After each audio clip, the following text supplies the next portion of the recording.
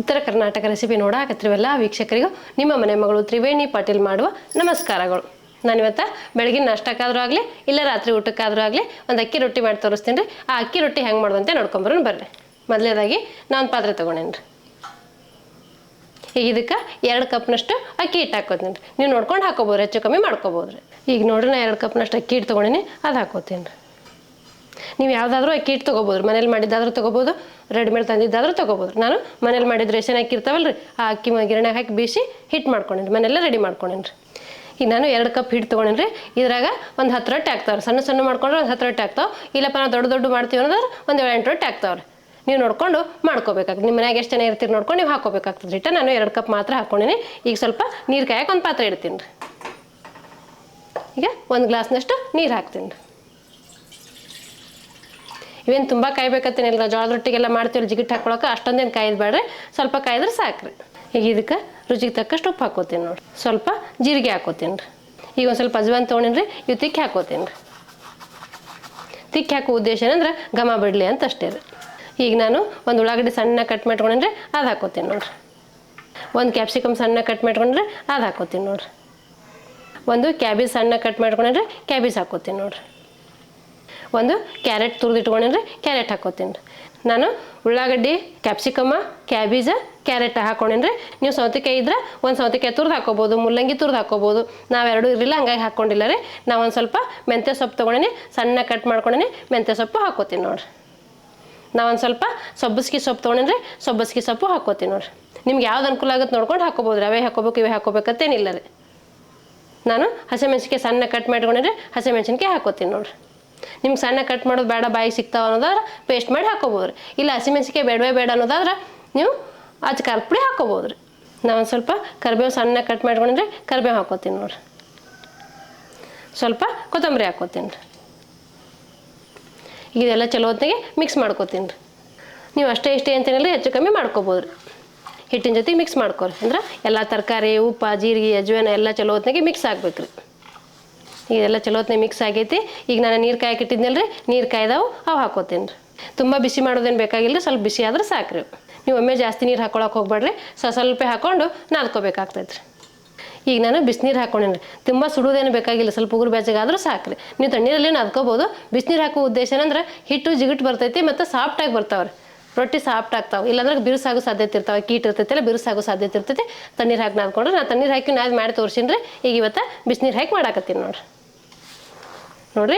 ಒಮ್ಮೆ ಜಾಸ್ತಿ ನೀರು ಹಾಕ್ಕೋಬೇಡ್ರಿ, ನೋಡ್ಕೊಂಡು ಹಾಕೋಬೇಕಾಗ್ತದೆ. ಇದೊಂದು ಸ್ವಲ್ಪ ಗಟ್ಟಿಗೆ ನಾದ್ಕೋಬೇಕಾಗ್ತೈತೆ ರೀ. ಯಾಕಂದ್ರೆ ಉಳ್ಳಾಗಡ್ಡಿ, ಕ್ಯಾರೆಟ್, ಸೊಪ್ಪುಗಳೆಲ್ಲ ಹಾಕೊಂಡಿರ್ತೀವಲ್ಲ, ಎಲ್ಲದ್ರಾಗೂ ನೀರಿನಂಶ ಇರ್ತೈತಿ. ಹಾಗಾಗಿ ನೀವು ನೋಡ್ಕೊಂಡು ನೀರು ಹಾಕ್ಕೋಬೇಕಾಗ್ತೈತೆ ರೀ.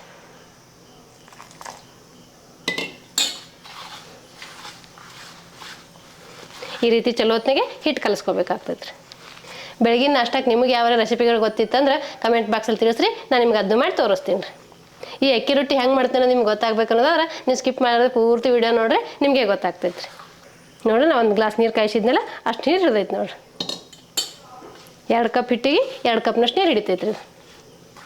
ಈಗ ನೋಡಿರಿ, ಈ ರೀತಿ ಗಟ್ಟಿಗೆ ನಾದ್ಕೋಬೇಕು ರೀ. ಯಾಕಂದ್ರೆ ಸೊಪ್ಪು ಎಲ್ಲ ಇರ್ತೈತಲ್ಲ, ಉಳ್ಳಾಗಡ್ಡ್ಯಾಗ, ಕ್ಯಾರೆಟ್ನಾಗ, ಎಲ್ಲದ್ರಾಗ ಸೊಪ್ಪಿನಾಗ ಅದೆಲ್ಲ ನೀರಿನಂಶ ಇರ್ತೈತಿ. ಹಾಗಾಗಿ ಹಿಟ್ಟು ಮೆತ್ತಗಾಗೋ ಸಾಧ್ಯತೆ ಇರ್ತೈತೆ ರೀ. ಹಾಗಾಗಿ ಸ್ವಲ್ಪ ಗಟ್ಟಿಗೆ ನಾದ್ಕೋಬೇಕಾಗ್ತೈತೆ ರೀ. ಈಗ ನಿಮ್ಗೆ ಯಾವ ಸೈಜಲ್ಲಿ ಅಕ್ಕಿ ರೊಟ್ಟಿ ಬೇಕು ನೋಡಿಕೊಂಡು ಆ ಸೈಜಲ್ಲಿ ಉಳಿ ತಗೋರಿ. ನಾನೀಗ ಈ ಸೈಜಲ್ಲಿ ಉಳಿ ತಗೋತೀನಿ ನೋಡಿರಿ.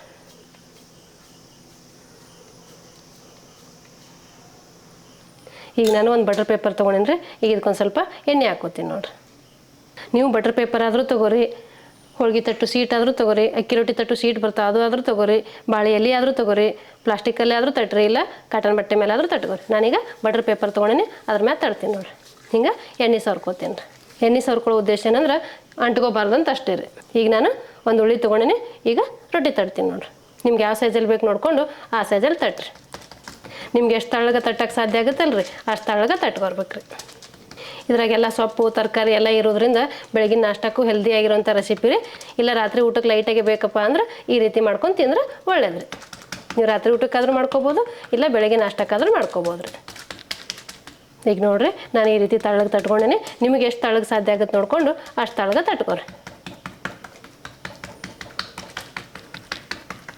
ನಾನು ಈ ಸೈಜಲ್ಲಿ ತಟ್ಕೊಂಡಿನಿ ರೀ. ನಿಮಗೆ ಯಾವ ಸೈಜಲ್ಲಿ ಬೇಕು ನೋಡಿಕೊಂಡು ನೀವು ತಟ್ಕೊರಿ. ಈಗ ನೋಡಿರಿ ಎಲ್ಲ ತರಕಾರಿ ಸೊಪ್ಪು ಹಾಕಿರೋದ್ರಿಂದ ಅಷ್ಟೊಂದು ತಳಗೆ ಬರಲ್ಲ ರೀ, ಸ್ವಲ್ಪ ದಪ್ಪಗೆ ತಡ್ಕೋಬೇಕಾಗ್ತೈತೆ ರೀ. ನಾರ್ಮಲಾಗಿ ನಾವು ತಾಲಿಪಟ್ಟಿ ಮಾಡ್ತೀವಲ್ಲ ರೀ ಆ ರೀತಿ ಬರ್ತೈತೆ ನೋಡಿರಿ. ತಾಲಿಪಟ್ಟಿ ಮಾಡಾಗ ಎಲ್ಲ ಥರದ ಹಿಟ್ಟುಗಳು ಹಾಕಿರ್ತೀವಿ ರೀ. ಈಗ ಇದ್ರಾಗ ಅಕ್ಕಿ ಹಿಟ್ಟು ಮಾತ್ರ ಹಾಕ್ಕೊಂಡೇವೆ ನೋಡಿರಿ. ಈಗ ನೋಡಿರಿ ನಾ ರೊಟ್ಟಿ ತಟ್ಕೊಂಡಿನಿ. ಈಗ ಹಂಚು ಕಾಯ್ಬೇಕಲ್ರಿ, ಹಂಚು ಕಾಯಕ್ಕಿರ್ತೀನಿ ನೋಡಿರಿ. ಇದು ಹಂಚ ಕಾಯಿಲ್ರಿ. ಹಂಚು ಕಾಯ್ದ್ಮೇಲೆ ನಾ ತಟ್ಟಿರೋ ರೊಟ್ಟಿ ಒಯ್ದು ಹಾಕ್ಕೊಳ್ಳೋಣ್ರಿ. ಈಗ ನೋಡಿರಿ ಹಂಚು ಕಾಯ್ದೈತಿ. ನಾ ಹಂಚಿಗೆ ಒಂದು ಸ್ವಲ್ಪ ಎಣ್ಣೆ ಹಾಕೋತೀನಿ ನೋಡಿರಿ.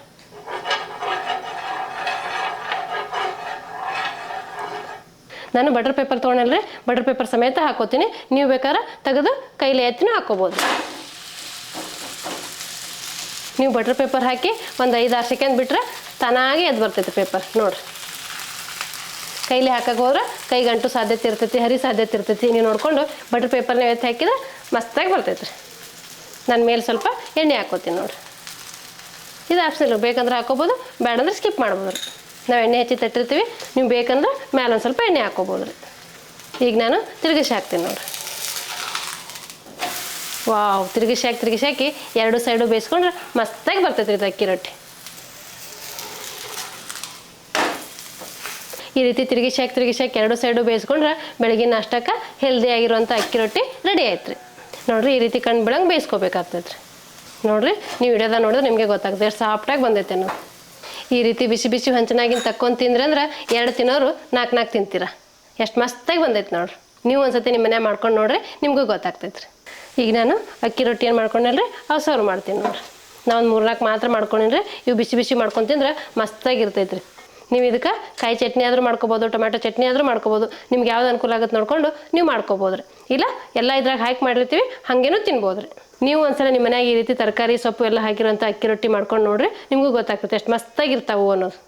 ನೋಡಿದ್ರಲ್ರಿ ವೀಕ್ಷಕರೇ, ಬೆಳಗಿನ ನಾಷ್ಟಕ್ಕೆ ಹೆಲ್ದಿ ಆಗಿರುವಂಥ ಅಕ್ಕಿ ರೊಟ್ಟಿ ಮಾಡೋದನ್ನು. ಈ ಅಕ್ಕಿ ರೊಟ್ಟಿ ಮಾಡೋ ಪದ್ಧತಿ ನಿಮ್ಗೆ ಏನಾರು ಇಷ್ಟ ಆಗಿತ್ತಂದ್ರೆ ಒಂದು ಲೈಕ್ ಮಾಡಿರಿ, ಶೇರ್ ಮಾಡಿರಿ, ಕಮೆಂಟ್ ಮಾಡಿರಿ, ಸಬ್ಸ್ಕ್ರೈಬ್ ಆಗಿರಿ. ಧನ್ಯವಾದಗಳು.